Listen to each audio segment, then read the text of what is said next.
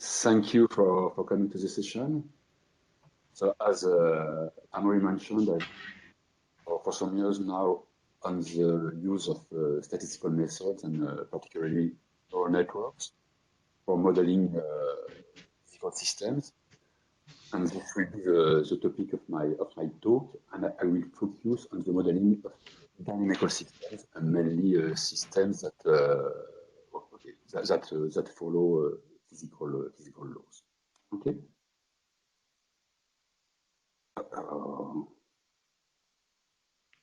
Okay.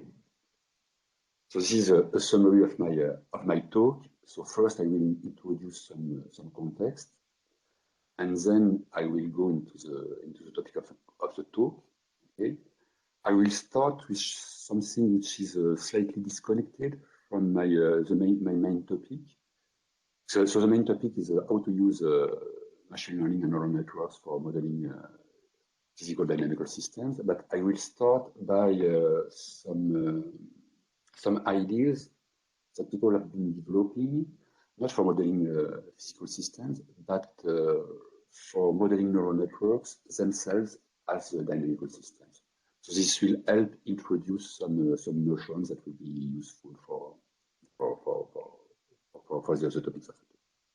Okay, and then my talk will focus on the modeling of dynamical systems, and I will try. It depends on the time, but I will try to introduce 4 problems. The first one is it possible to discover physics from data? Okay. The second one is what are people doing right now in order to use neural networks to model some dynamical systems. And in classical physics, dynamical systems are mainly modeled using differential equations. So people have been working on the use of neural networks for solving differential equations. Okay? And then the third item will be on the incorporation of physical knowledge in statistical models. Okay? And then, if I have time enough, I will talk about the problem of generalization with statistical models for the modeling of physical systems. Okay. So let us start with some context. So all of you have heard about artificial intelligence, okay, and the many successes, recent successes of artificial intelligence. What I want to highlight is that most of the successes concern the virtual world. I mean, the numerical world of the GAFAs, okay? And most of the successful applications have been developed by the GAFAs. So this is, for example, the case for the analysis of semantic data, for example, in vision, in speech, or in languages, okay? And also in for games. Okay? And for example, Google have been developing a lot of things around this. And for all these applications, the success of machine learning rely on the availability of huge amounts of data. For example, this data for semantic data analysis are usually collected on the web. Okay, this is the case, for example, in vision and in language. And for the games, these are generated at will. I mean, when you want to learn a game, okay, you can generate as many data as you want. Okay. Okay. So here I'm just giving some examples. So first ones are in the field of vision. Okay. And typically, people are able to do a lot of things in vision. For example, this first example here, the top left here, concerns the detection of objects. So you can see that you have these different images here. And machine learning now is able to detect automatically the objects. Okay? So for example, here you have different boxes, okay? Which means that the system has been able to detect the different objects in the images. And people are able to do it today on real time in videos also. Okay? So what that means is that you have let's say a neural network. Okay, you will input the neural network an image like this one, for example. So this will be the input of the neural network, and the output will be exactly the image with these different boxes here that characterize the different objects inside it. So you input an image, you get all the different boxes around all the different objects. Okay. Another application in vision is segmentation. So you can see that here in segmentation, the objective is not to detect objects, okay, but it's to classify, okay, each pixel of the image as being part of a component of an object. So, for example, here you have different people here, and the people are in different colors. This means that the system has been able to segment the image into its different components, and part of these components are the people in different colors here. Okay. Well, there are a lot of other applications. That mentioned another one here, which concerns the generation of images. So you can see here on this, you have several images, okay, that corresponds to images of different people, and none of these images is real. I mean, all are completely synthetic. Okay? So you all heard about things like LIP6, and this is exactly the type of technology which is used. And you can also generate images conditioned on different information. For example, here you have a system which is called DAL-E, okay? And DAL-E is able to generate images like this one, okay, conditioned on a text. So, for example, here is a text which responds to a query, says an armchair in the shape of an avocado. And here you have different examples of images that have been generated in order to correspond to this text. Okay? You have exactly the same thing in natural language processing. So you have, I guess that most of you have been using translation tools. Okay? So for example, this one either by Google or by other actors. So this one is an example of translation performed by DeepL. Okay? So here you have a text in English, here you have a corresponding text in Chinese. And right now, language models are the current language models are able to model, let's say, around 100 different languages. Okay? And you can also generate text or language, okay, conditioned on different types of information. So this is just an example here to illustrate the fact that conditioned on this image here. So this image is an image of food. Okay, you can generate here a text, and this text corresponds to a recipe for this cake, for cooking this cake. Okay. Well, so this is for the virtual world of the GAFAs. And what about the application of machine learning in the real world? So what we could say is that this is much less advanced. Okay. And for example, if we consider the modeling of the physical world, okay, the dominant paradigm today is still what I've called here the classical physics paradigm. Okay? Classical physics paradigm is a paradigm that has been developed over the last few centuries, okay? And it relies on typically this corresponds to physics, maths, and engineering, and this corresponds to developing a deep understanding of the laws of nature, okay, in these different domains, which could be either physics, biology, health, or whatever. Okay? Okay. So this is the dominant paradigm for analyzing or for physics, data coming from physics or for modeling physical phenomenon. Okay.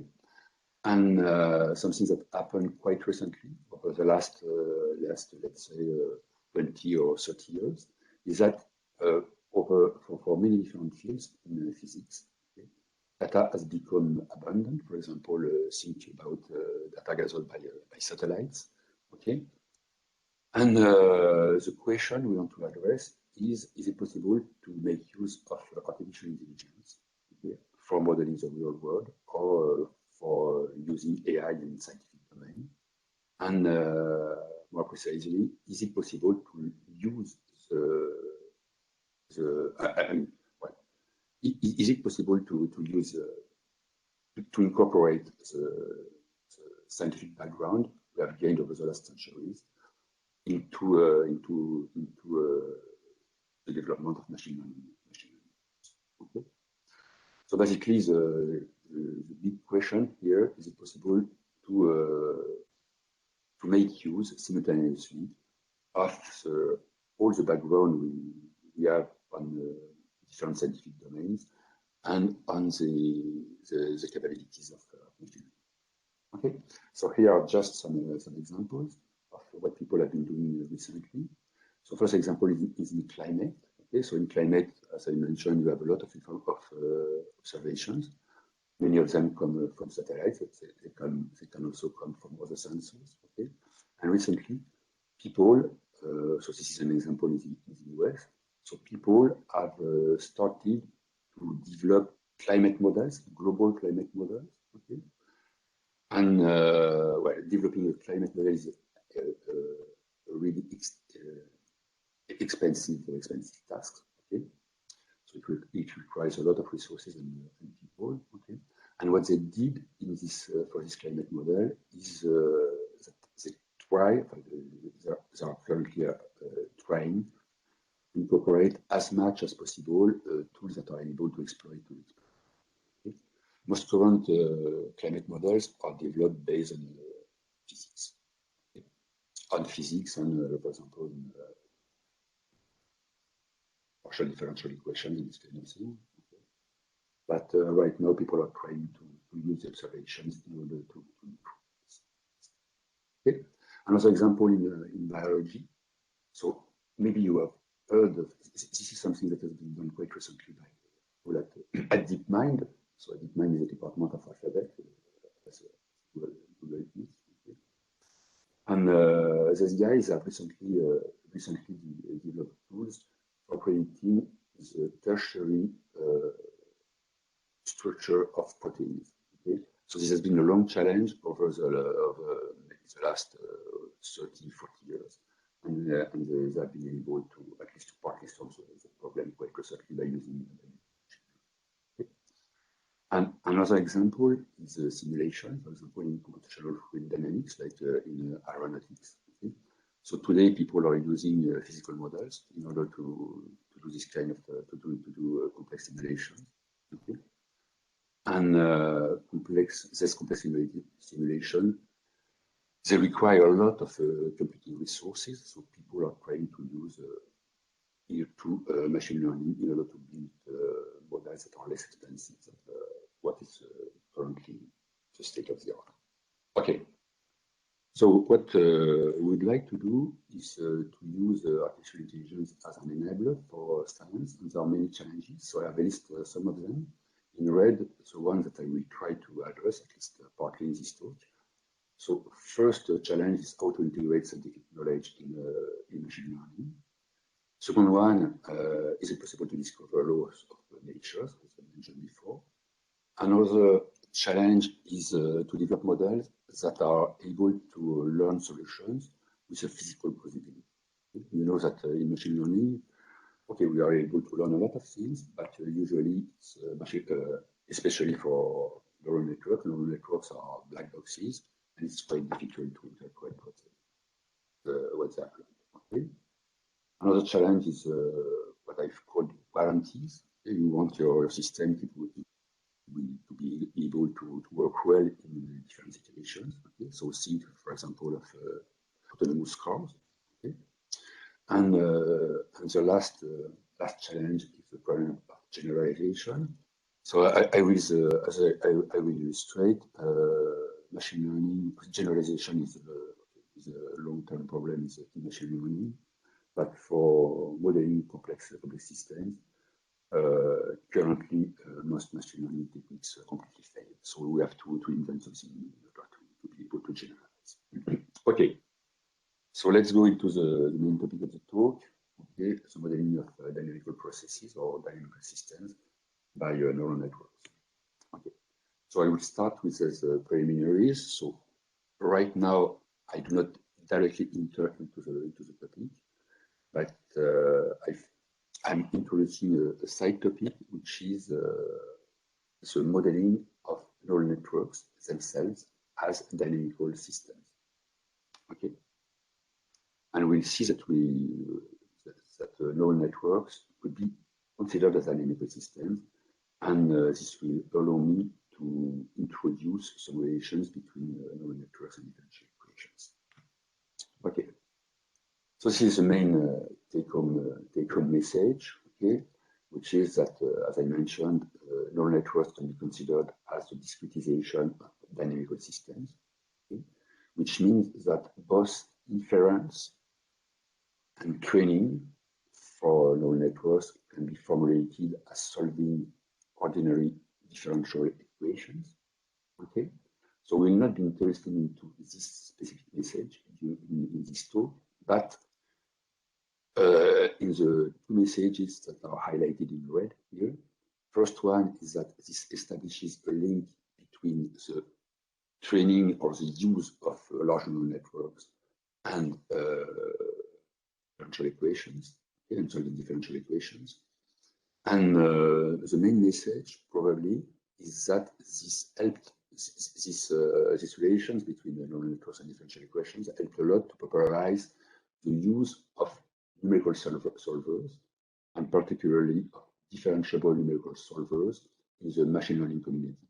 So this means that today it's possible to integrate the differential solvers into the machine learning platform. Okay. So let me start with this preliminary introduction of a new vision of neural networks, which corresponds to solving differential equations. So, okay, so this is a typical neural network. These are examples of typical neural networks that are being used for vision tasks here. So, there are deep neural networks, which means that they are composed of many different layers. So here you have the different layers. You have a lot of them. Okay? In current models, you may have hundreds of layers.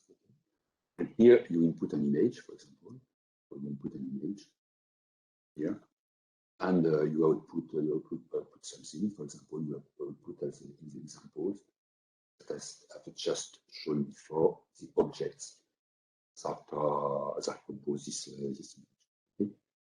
So the classical vision of neural network is as a function composition. So here you have different modules. Okay, each module here implements a specific function. So this one will be denoted F1, F2, etc.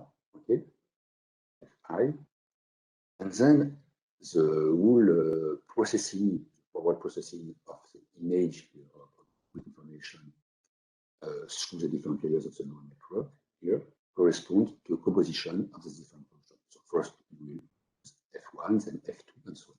Okay, so the global function here computed by the neural network, which is capital F here. Capital F will be the composition of simpler function F1, etc., up to F capital T. Okay, so this is the usual vision of neural network. Okay, so now let's have a look at another network. This network is called ResNet. It's called a residual network. Okay, and it has a specific architecture. And what is interesting for me in this network is that it uses what is called here skip connections. Okay, so this is what is called a skip connection. So this is not the only neural network using skip connection, but it's well, it's a typical example. So now let's look. So you can see that this network is composed of different modules. So you have several modules here, and once again you can describe the neural network as a composition function. Okay. But now let's look at one of these modules here. This module will take as input here, for example, it will take as input vector. This vector will be denoted xt, okay, and it will output. So this is input here, and it will output here, for example, here another vector which is denoted xt plus 1, and the role of this skip connection here, okay, will be to copy the input into the output. So the output writes as follows: you copy the input, okay, and then you add the transformation performed by this module. So this is the F here, F of scheme. Okay. Well, so the output of this module, of this specific module, here is just a simple summation where you just copy the input, okay, and you add this transformation F of X. Well, and then you compose this different function and you process your input through the different layers using exactly this type of transformation. Okay. Okay. So what does it change? It changes the vision that we may have on the role of the different functions that compose the modules inside a big neural network. Okay. Here, of course, it's again a transformation, but it's not only a transformation, but it's a modification of the input here by a residual. So the main difference is that we do not consider the transformation implemented by this module as a transformation as a residual, okay, which is added to this input. Okay. Okay. And this residual is very close to something which is a derivative. For example, here, if I consider no more discrete layers by I consider that continuous version of this equation, okay, you can see that it writes as something which is very close to this expression where you have xt plus h minus xt over h, okay, and here you recognize an approximation of the derivative. Okay, so this means here that the F transformation performed by this module is akin to a derivative and not it could be interpreted as a residual or a derivative and no more as a simple transformation. Okay, so let's summarize the transformation which is performed by the ResNet module. So here you have this transformation performed by the module. Okay, here T is a discrete variable. Okay. Now let's consider continuous time formulation of this expression. So it writes as an ordinary differential equation where you have the evolution. Here the evolution of x, the derivative of this x with respect to t, is equal to a function here which characterizes this evolution. Okay, and when I want to solve this kind of differential equation, okay, I will use a numerical scheme. The simplest numerical scheme, for example, will be the forward Euler scheme, and the forward Euler scheme for solving this equation just writes as follows. Okay, so you can see that this expression is very close to the one implemented by the ResNet model. So this means that the forward pass of the neural network, of this specific neural network, the ResNet, okay, can be modeled as solving an ordinary differential equation using a specific numerical scheme. Okay, so typically I can formulate the forward pass of our neural network as solving a differential equation here, starting from an initial condition which corresponds to the input of the neural network. And for solving this differential equation, I can make a call to a solver. So this is a classical call to a solver, or DSolve, okay, where I specify an initial value which corresponds to the input of the neural network, initial time and a final time, okay, and the function here which is implemented by the neural network. Okay, so just to summarize, this means that for solving the forward pass of a neural network, like ResNet, for example, could be modeled as solving a differential equation. ResNet corresponds to a specific implementation and into a specific numerical scheme, but you could use the schemes as well. Okay. And then the same holds for the backward pass of a neural network. The backward pass, which corresponds to training, can also be modeled as solving an differential equation. So people, some years ago, they came with this idea, and with the idea of solving, training a neural network by solving a continuous optimization problem which corresponds to a differential equation. So both the forward pass and the backward pass amount at solving a specific ordinary differential equation, and you can make call to classical number call solvers in order to solve the two equations. Okay, so just the important message is following. First, this highlights relations between training neural networks and solving differential equations. Then it has initiated what is very important for us. That is, it has initiated the development of libraries implementing differential solvers that could be used in deep neural network platforms, like for example, Torch platform, or any other platform that implement any other library that implements. Okay. Well. Okay, so let's go now to the main topic of the talk, which corresponds to different ideas for modeling dynamical physical systems. Okay. So this is just a recall of the different topic I want to introduce. I will start with the discovery of the laws of nature or dynamical systems, then on solving differential equations, incorporating knowledge in physical knowledge in machine learning systems, and generalization. Okay, so first let me introduce what could be a dynamical system. So this is just an example of the evolution of the sea surface temperature at the surface for the North Atlantic. Okay? So just tell me if you can see the video. You see the video now? Yep. Yeah. Okay. Okay. So you can see that this is North Atlantic. Okay.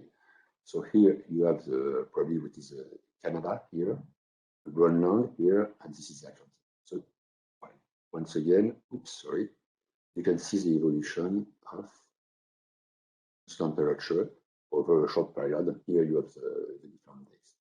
Okay. Okay. So when it's green or yellow, it's pretty hot, and when it's blue, it's cold. Well, so this is a dynamical observation of the dynamical system, and what we want to do is to start from what we call an initial state, which corresponds to a frame of this video. Okay, the first image of this video, typically, so this is called an initial state. And what we want to do is to develop models that are able to predict the future of the video. So this is what happened at the next step, 3 steps after, and 6 steps after. Okay, okay, so again, we want to start from an initial state. This initial state here corresponds, in this example, to an image. Okay, so here this image is a function, and this is a function of the variable x, and x denotes here in point. Okay, so this image is defined on a spatial domain, and the spatial domain is the global domain of the image. So what we want to do is to predict, okay, for the next step, the value f of x at the different points of this image. Okay, at the different pixels of this image. Okay.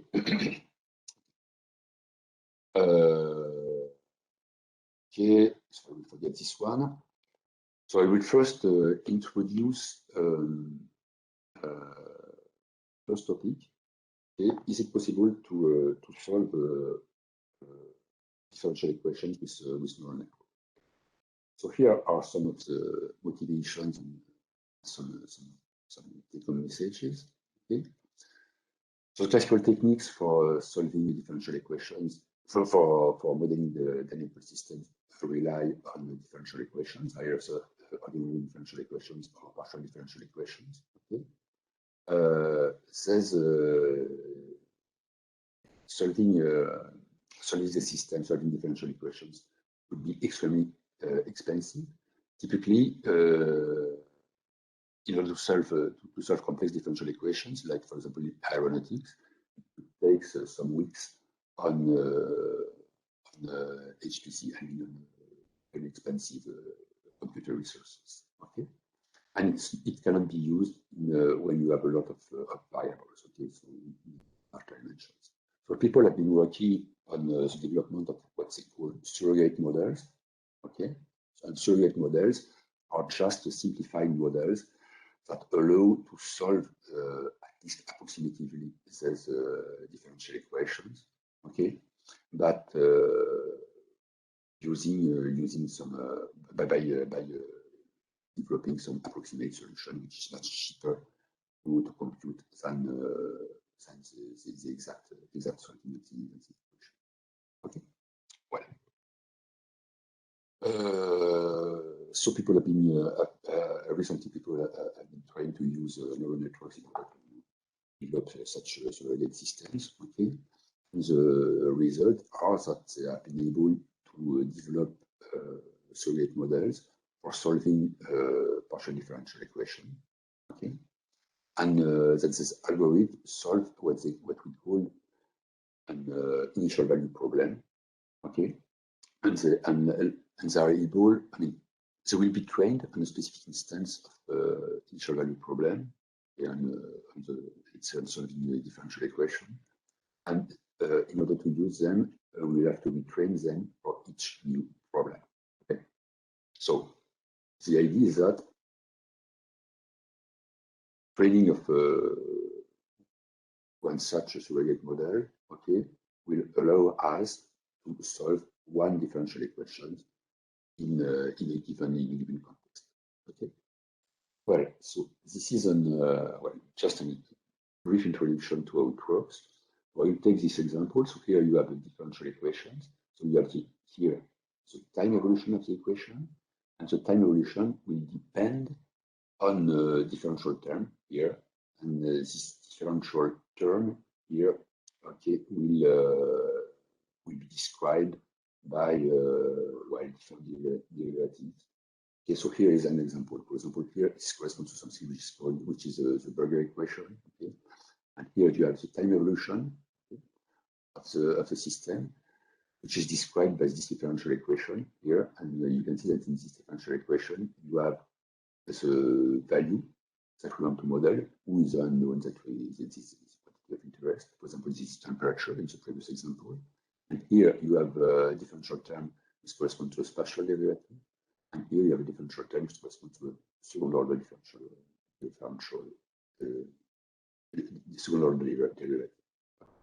So you want to solve this starting from an initial condition, and for all neural networks, the initial condition will correspond to the input network. And the objective here is to approximate the function, okay, here, which is a function that depends on time and space, okay, with a neural network. And this neural network will be denoted by f, and f will depend also on time and space and on some parameters. Okay. So typically, the function that we want to approximate, if I go back to my example here, the function that we want to approximate here is the evolution of this dynamical system from one state to another state. Okay, so said otherwise, starting from this initial condition here, this initial image, we want to predict all the images in the sequence. Okay. Okay. This is what we want to solve, and the people have developed a simple solution. And this simple solution can be formalized as an optimization problem, a classical training problem for neural network, where you specify here an objective function, okay, and you will optimize this objective function with respect to the parameters here of the neural network. So you can see that in the objective function here, you have the f here. F corresponds to the neural network, okay, and you have here different loss functions that we use for training. Okay, so let's have a brief look at the two components of this function. So the first one here corresponds to what I've called here initial conditional loss. So here you have a neural network, okay, yeah, and at time t, when t equal to 0, okay, you want this neural network to approximate the initial condition. So said otherwise, if I consider here in the example of the temperature, a short an image, okay, corresponding to the state of my system, to the temperature of a specific area over the Atlantic Ocean. Okay. So this corresponds to the temperature here of a specific area, which is represented by this box, okay, at the initial condition, which corresponds to 0. Okay. So typically here, this is a function, this function u0 here describes this image. Okay. So you can think about this function as a vector, okay. The discretization of this function is a vector with all the pixel values. Okay. And you want to train a neural network in order to approximate the function which corresponds to this. Okay, so this is a regression task, and you can use typically this initial condition, this image, in order to train your neural network to be able to predict here the different values, the values at the different pixels here. So you will train your neural network to predict at 0, okay, the value of x, or x at with x being any pixel in this image. Okay. So this is a simple regression task, so you can do that. Okay. Once you have done that, you have a neural network. You have a neural network f, okay, which is a function of x, and by training the neural network to approximate this initial image here, you have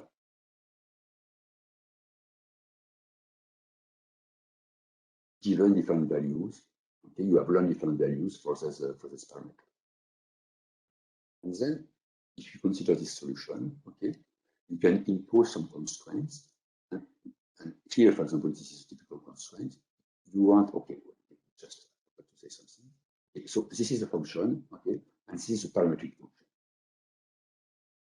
Parametric function, so this is classical neural network, dependent on parameters, okay. So this is differentiable with respect to theta.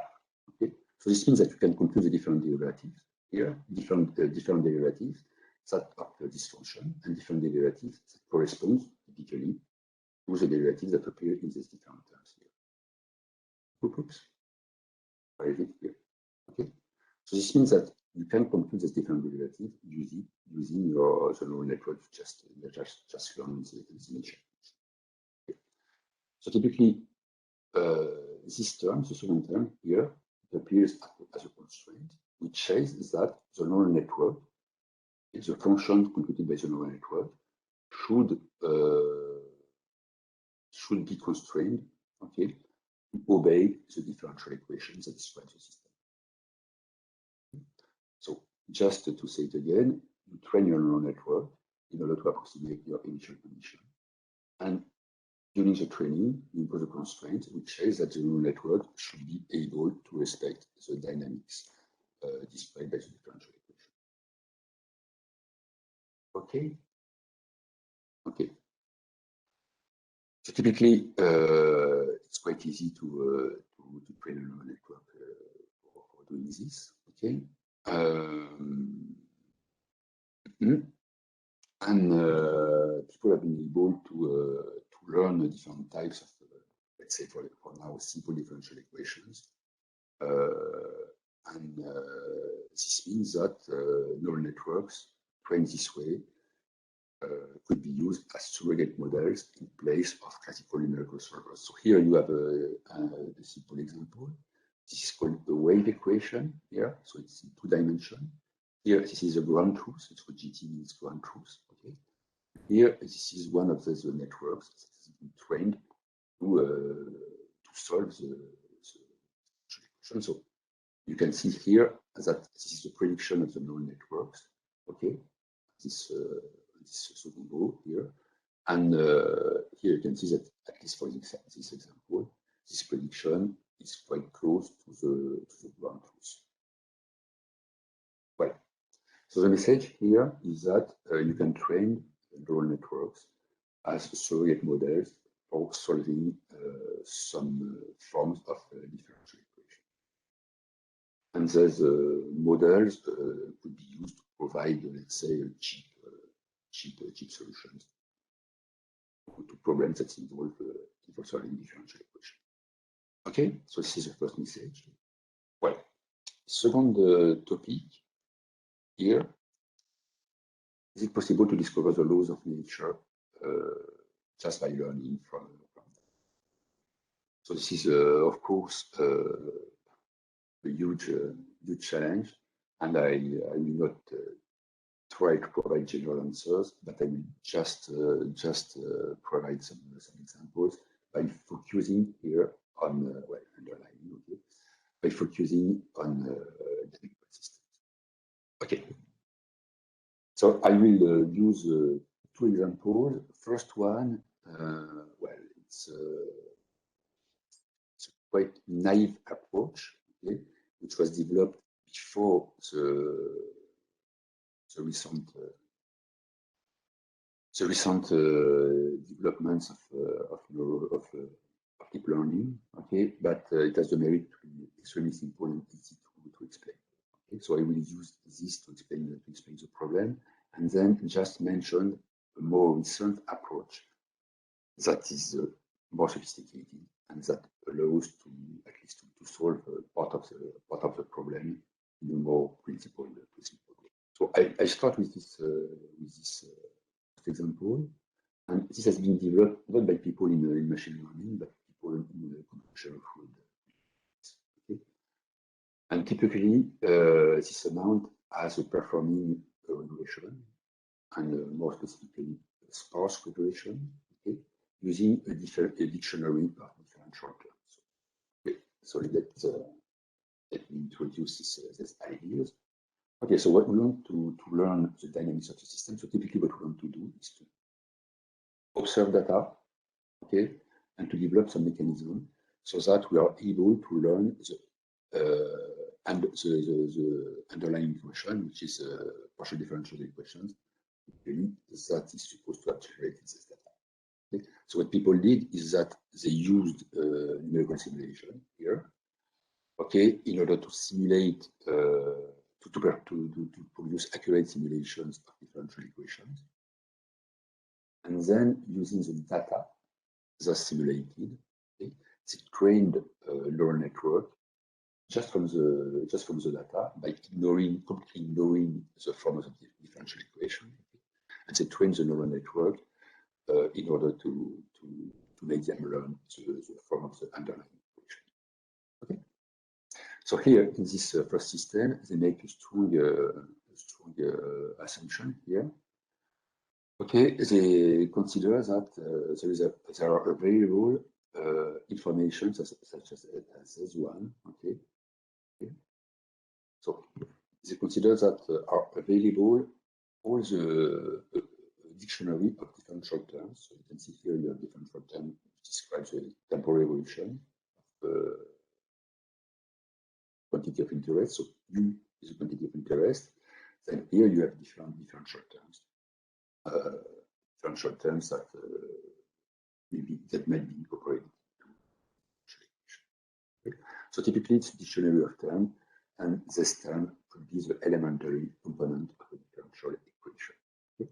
And then what they did is that they use sparse linear regression, and sparse linear regression is an analytic model, okay, in order to learn the form of a linear differential equation. So typically what they want to learn is something like this. Okay. They want to describe the temporal evolution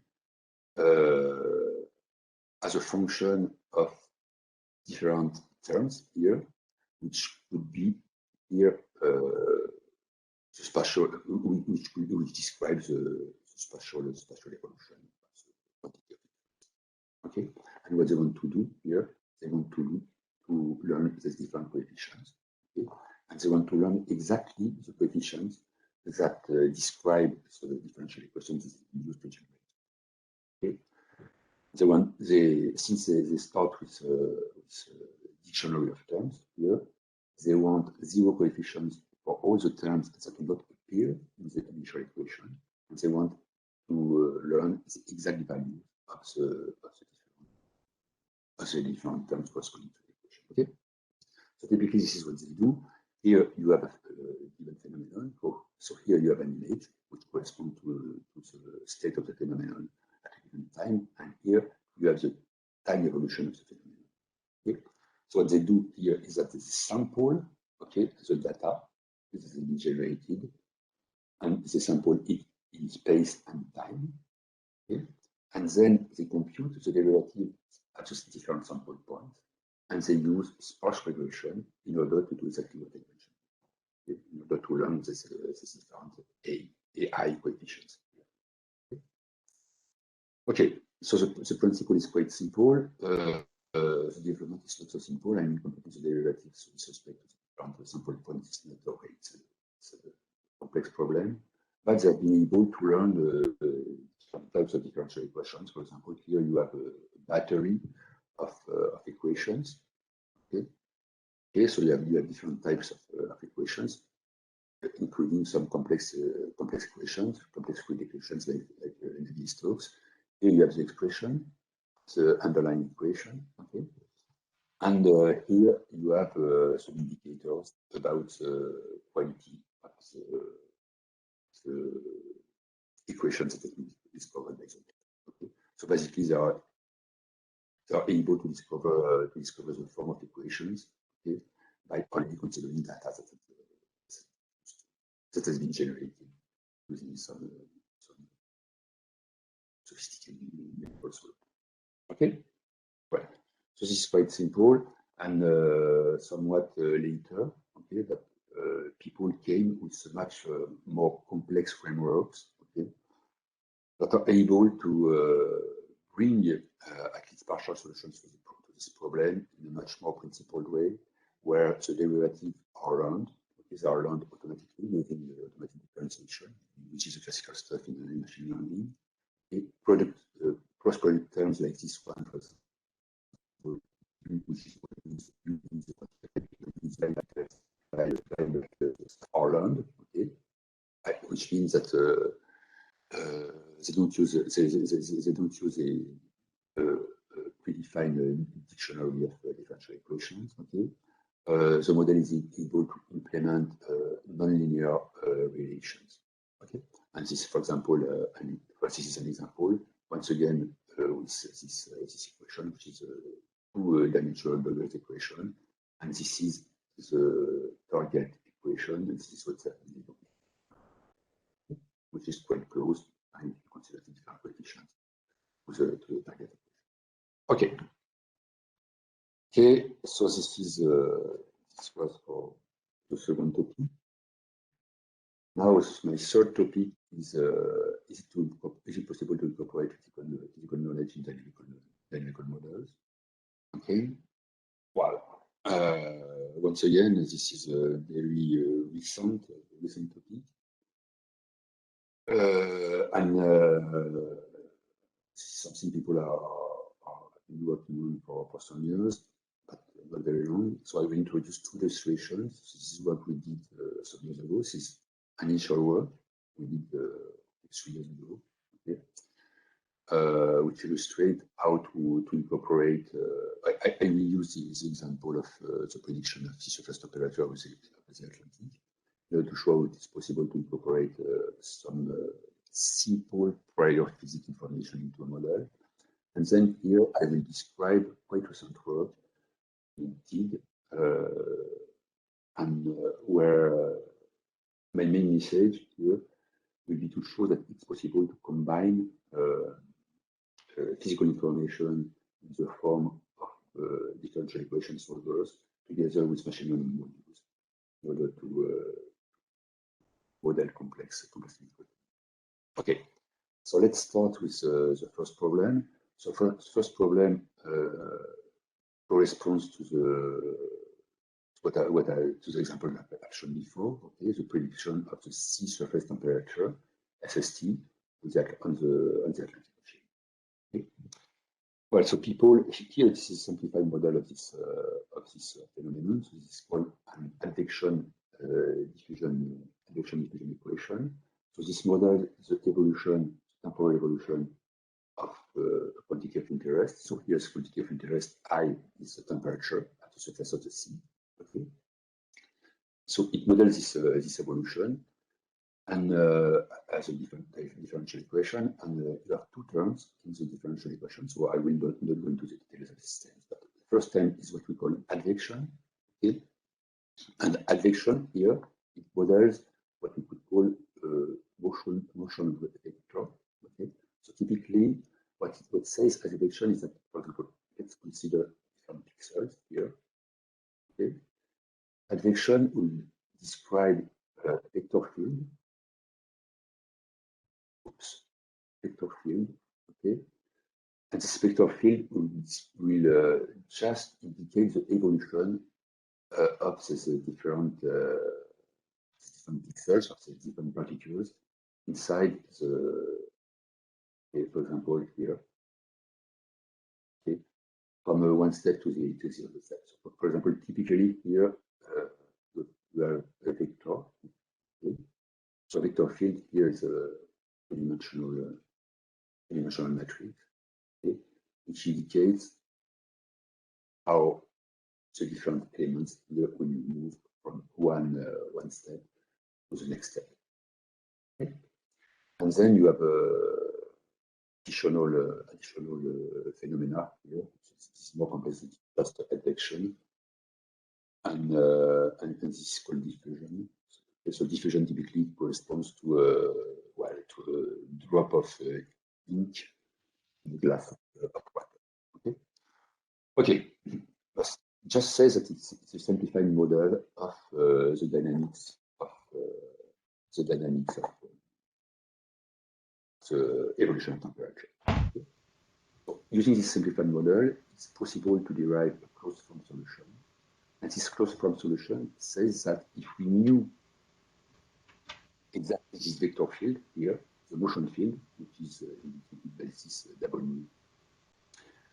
W notation, if we knew this vector field here, okay, it would be possible to solve this equation. Okay.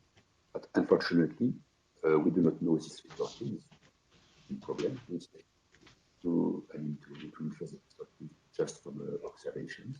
Okay. And we do not know either the parameters of the. Okay. So if you knew these two parameters, it would be possible to infer to predict the dynamics. Okay. And here we developed a model which is able specifically to learn this vector field. So this is a vector field. To learn this vector field just from information. Okay. Usually people describe this vector field using sophisticated physics. Okay. So it's quite complex model, it's a physical model, but here we have shown that it was possible to learn this vector field just by observing the evolution of the temperature. So, for example, here it is described a sequence.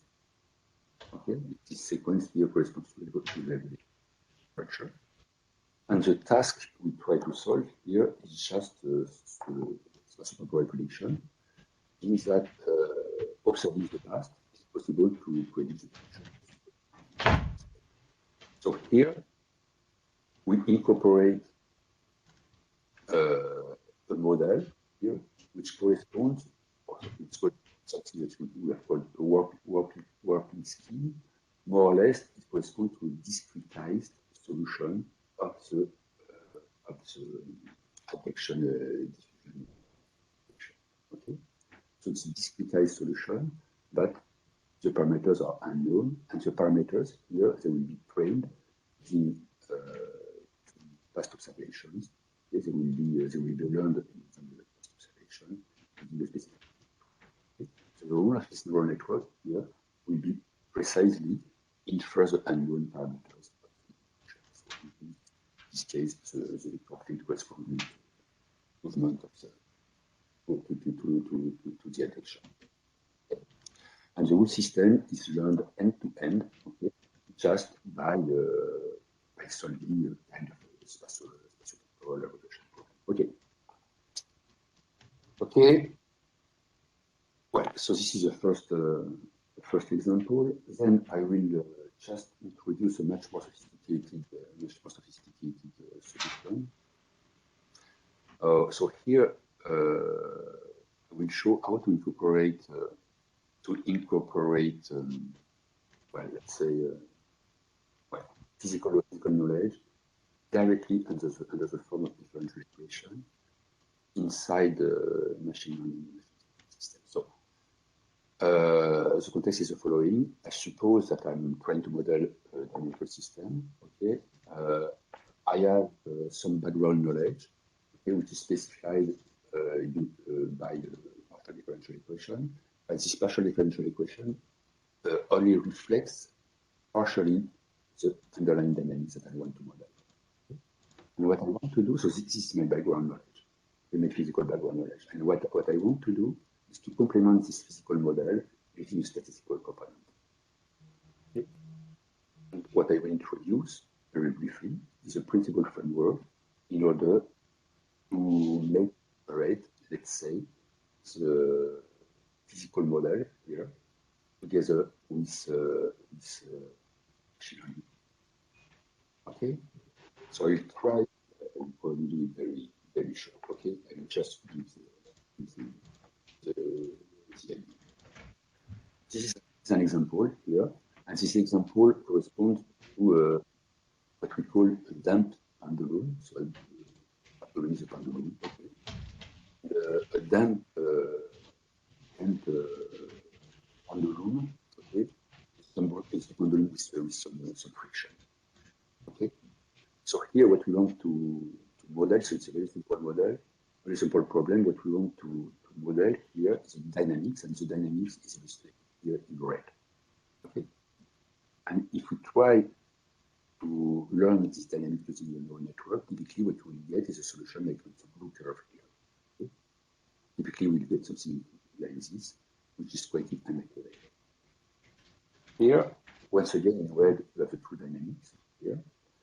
And we'll try to learn this dynamics using a simple physical model. And this physical model describes exactly the equation of the pendulum, except that we have removed here the friction term.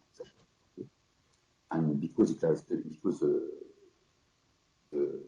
physical knowledge incorporated into the system is incomplete, it's not possible to. This system is not able to predict the true dynamics, the true dynamics. Okay? Here, typically, is an example of a solution that we are able to get by using both neural network and as a complement to the physical system. So I will not describe how it works, but just to summarize the idea. Okay, so you have data here. You have a physical system which is described by a partial differential equation. This partial differential equations only partially describe the underlying physical system. And we want to use to complement a neural network here, or let's say a machine learning system. And we want to combine the prediction of the physical system and the neural network, okay, in order to be able to have an accurate modeling of the underlying dynamic. Okay. In order to do that, we shall be able to make cooperate both the physical system, the physical model, and the neural network here. Okay, and this is made possible, okay, because the physical system here will be implemented as a differentiable numerical solver. So typically, the solution of this problem will amount to calls to say differentiable numerical solvers. Okay, and the parameters of these differentiable numerical solvers will be both the numerical model, the partial numerical model, and the statistical model. Okay, so this is all I will say on this topic. So I have 2 more minutes. Okay.